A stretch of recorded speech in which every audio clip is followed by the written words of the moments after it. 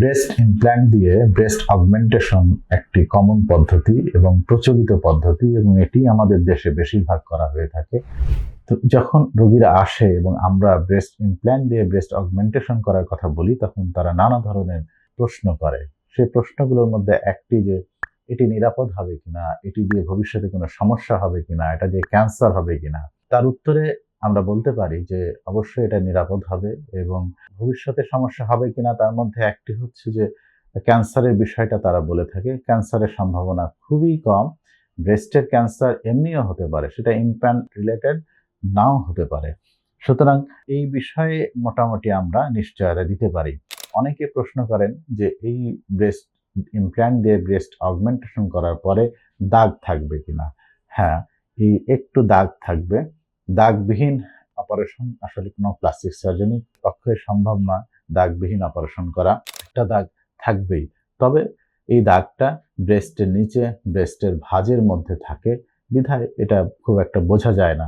বিশেষ করে শোয়ার সময় একটু বোঝা যেতে পারে, কিন্তু বসা এবং দাঁড়ানো অবস্থায় এইটা ব্রেস্টের ভাঁজের মধ্যে থাকে বিধায় দেখা যায় না, এবং সময়ের সাথে সাথে এটা ব্রেস্টের অন্য অংশের সাথে মিলে যায় বিধায় তখন একেবারেই অস্পষ্ট হয়ে ওঠে।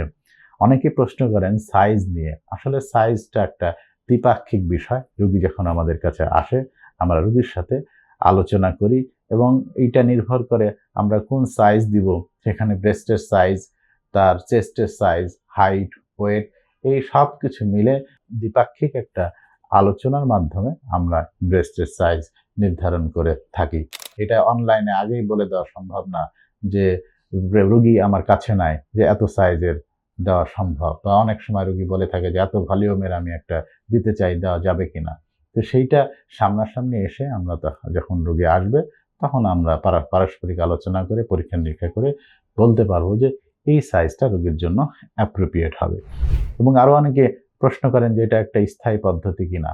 তো স্থায়ী পদ্ধতি বলা যেতে পারে, কারণ একবার ব্রেস্ট ইমপ্ল্যান্ট দিলে এটা মোটামুটি খালি 10 থেকে 15 বছর পর পর পরিবর্তন করতে হয়।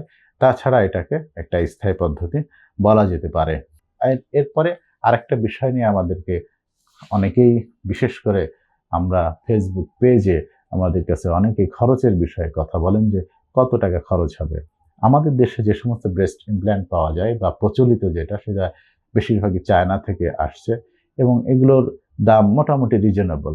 তবে এর বাইরে কেউ যদি আমাদের কাছে ব্রেস্ট ইমপ্ল্যান্ট ইউজ করতে চায়, বিশেষ করে আমেরিকার বা ইউরোপের, তাহলে সেগুলা অর্ডার দিয়ে আনা যাবে। তবে চায়নার যেগুলো প্রচলিত আছে সেগুলোর খরচ মোটামুটি রিজনেবল। আপনারা যখন আসবেন আমরা পারস্পরিক কথা বলে তখন এই খরচের বিষয়ে, কারণ একটা অপারেশনে শুধু ব্রেস্ট ইমপ্ল্যান্টেরই খরচ ইনক্লুড থাকে না, এর সাথে আরও আনুষঙ্গিক খরচ থাকে। সব কিছু মিলে একটা খরচের বিষয়ে ধারণা দেওয়া যাবে।